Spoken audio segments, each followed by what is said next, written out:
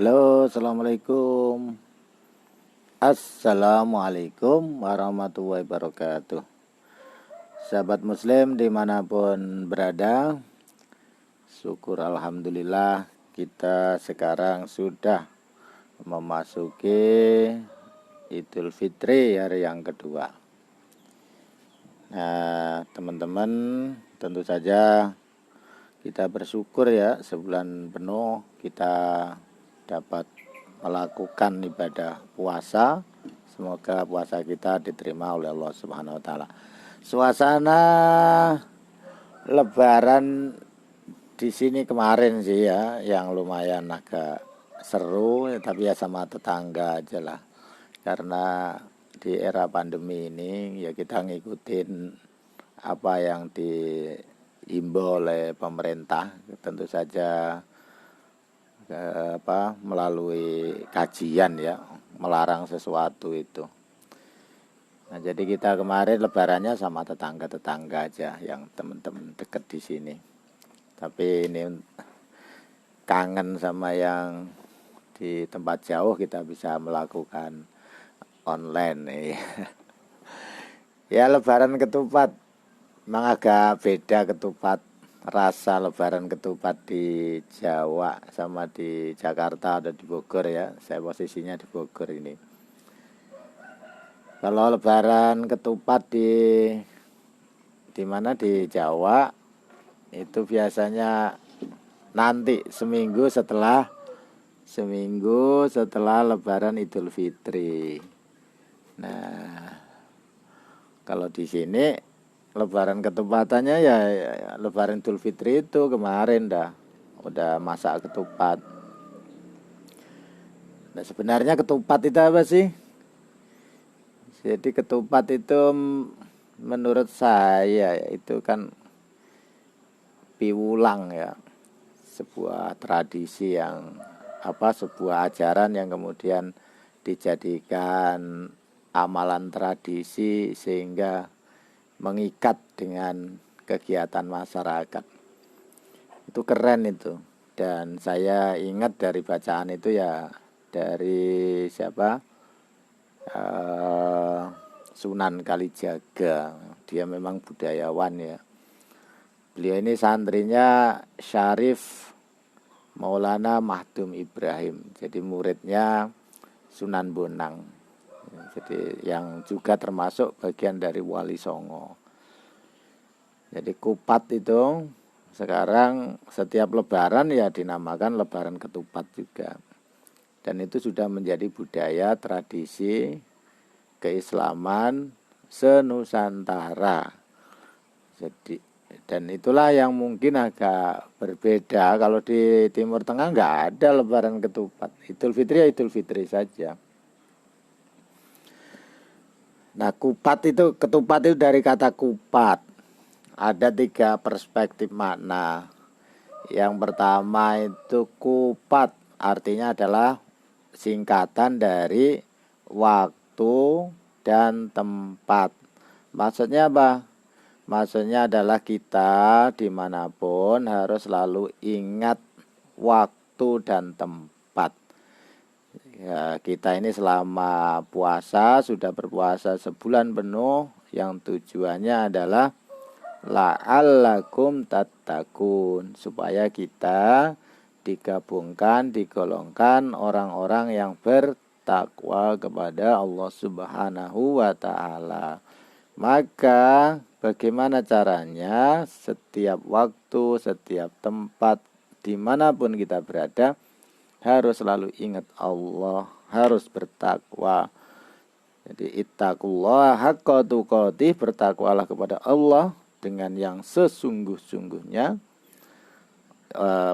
Ittaqillah haitsu ma kunta, dan bertakwalah kalian semuanya, kita semuanya, dimanapun kita berada. Nah, kupat artinya takwa di semua tempat dan semua waktu. Di semua waktu dan tempat kita harus selalu bertakwa. Mana kedua, kupat itu singkatan dari ngaku lepat. Nah, kita sebagai orang memang al-insan makhalul khata' wan nisyan. manusia itu tempatnya salah dan lupa. Makanya di Idul Fitri ini kesempatan untuk meminta maaf dan memaafkan. Ngaku salah, ya minta maaf. Jadi kalau kita minta maaf, insya Allah nanti lebih ringan, lebih hubungan hakul adaminya lebih mudah. Jadi apa sih yang berat? Meminta maaf. Yang berat adalah ego gengsi. Nah, jadi kalau masih mempertahankan ego gengsinya, itu sangat berkesempatan untuk mempunyai sakit kejiwaan meskipun nggak sampai gila. Karena ada beberapa gejala kejiwaan meskipun tidak sampai gila ya. Nah, diantaranya adalah penyakit gengsi. Orang penyakit gengsi itu repot, bisa jadi termasuk boros, itu juga termasuk bagian gejala kejiwaan.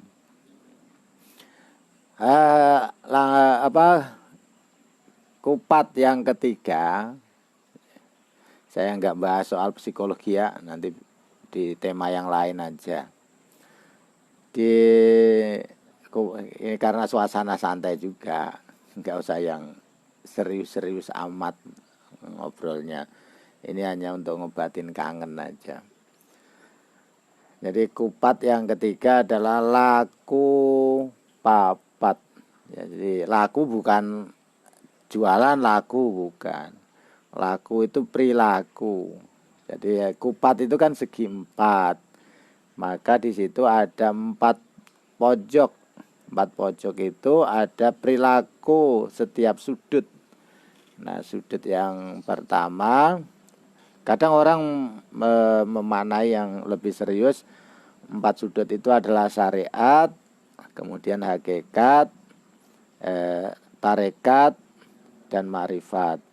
Tapi saya ingin menjelaskan yang biasa dijelaskan di pemahaman orang filosofinya Sunan Kalijogo saja. Yaitu sudut 4 ini, kupat itu ada lebaran, ada luberan, ada leburan, ada laburan. Jadi ada 4 prinsip sudut kemanusiaan. Tata perilaku amal kita itu harus meliputi 4 ini. Yang pertama lebaran. Namanya kita habis puasa sebulan penuh, lah kita sampailah lebaran.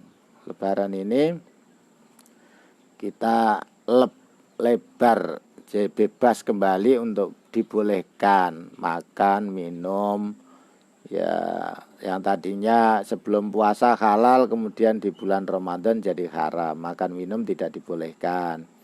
Sekarang dibolehkan kembali, kita sudah lebaran.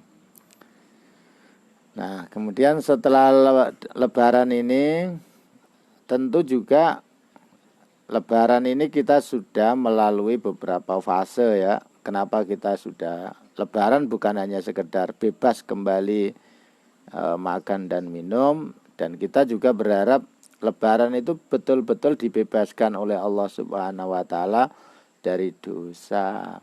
Kenapa kita sudah berpuasa selama sebulan itu melalui 3 fase. Fase awaluhu rahmah, wa awsatu magfirah, wa akhiruhu iskun minan nar. Jadi kita melalui fase rahmat. Fase rahmat itu semangat biasanya karena mendapat charger gratis dari Allah. Jadi kita ini semangat ibadah karena chargernya itu langsung dari Allah. Jadi semangat 10 hari pertama itu masjid biasanya juga penuh, alhamdulillah. Nah, kemudian yang pertengahan itu mulai berat. Orang untuk ngaku kesalahan itu kadang berat, makanya dilatih dengan beristighfar. Sebelum minta ampunan ke orang, kita sudah dilatih untuk minta ampun kepada Allah. Kalau kepada Allah aja minta maaf, apalagi sesama manusia itu juga. Dan begitu juga kepada manusia, kita harus minta maaf dan saling memaafkan. Karena kita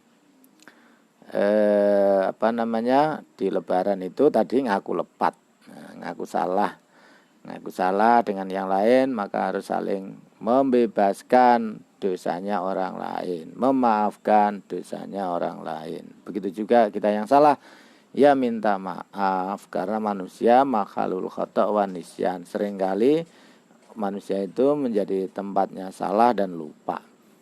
Yang kedua, luberan. Jangan lupa sudut ketupat itu prinsipnya salah satunya adalah, yang kedua adalah luberan. Kita harus saling berbagi, luber. Nah, ini ibarat air nih. Ini cangkir, kalau diisi air penuh, kemudian kepenuhan namanya luber. Tapi kalau untuk berbagi dengan yang lain tidak harus menunggu gelas, mengisi air gelasnya sampai muntah-muntah. Udah dibagi saja dengan tetangga apa yang bisa kita bagi. Tentu saja diantaranya kita dilatih zakat fitrah, zakat mal. Nah, itu untuk berbagi antara satu dengan yang lain. Nah, itu namanya luberan. Nah, kupat sisi pojok prinsipnya diantaranya adalah luberan, yaitu berbagi. Nah, yang ketiga yaitu leburan. Nah, leburan ini kita melebur diri dengan minta ampun kepada Allah, minta maaf, saling memaafkan dengan orang lain. Nah, itu namanya leburan, melebur. Melebur dengan satu dengan yang lain, enggak usah merasa yang paling baik, ya biasa-biasa saja. Jadi tidak harus merasa karena tokoh harus yang paling dikunjungi. Ya sudah, namanya orang, ya sudah berkunjung saja, mana yang lebih sempat dulu.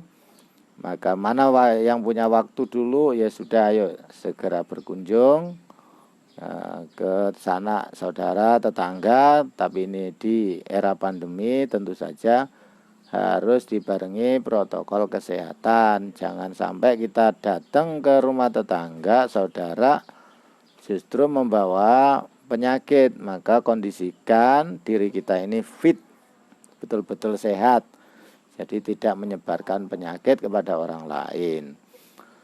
Itu leburan, saling melebur, memaafkan. Yang keempat yaitu laburan. Nah, laburan itu diisi setelah kita hapus dosa. Kalau di istilah tasawuf itu kan ada takholi, tahali. Nah, kalau leburan tadi takholi, yaitu mengosongkan semua dosa, dihapus semua dosa dengan perbuatan-perbuatan yang baik. Maka sekarang waktunya mengisi laburan, tahali, mengisi dengan perbuatan yang baik. Maka sejak hari ini kita penting nih untuk mengerjakan yang baik-baik, yang lebih baik daripada bulan puasa kemarin. Jadi semuanya kegiatan yang sudah kita biasakan di bulan Ramadan, maka sebaiknya kita lakukan juga di bulan-bulan berikutnya, sehingga betul-betul amal kita ini ada continuous naik kebaikannya. Itu kali ya untuk menyapa pagi ini. Jadi ketupat itu dari kata kupat, waktu dan tempat, ngaku lepat, ada perilaku 4. Jadi kita bertakwa kepada Allah Subhanahu wa taala kapanpun dimanapun, kita saling memaafkan dimanapun kapanpun, kita harus terus lebaran, luberan, leburan, laburan, mengisi dengan kebaikan. Barangkali itu yang bisa saya sampaikan untuk menyapa pagi ini. Semoga teman-teman sahabat muslim dimanapun berada selalu sehat walafiat, dimudahkan rezekinya. Terima kasih. Walafu minkum. Wassalamualaikum warahmatullahi wabarakatuh.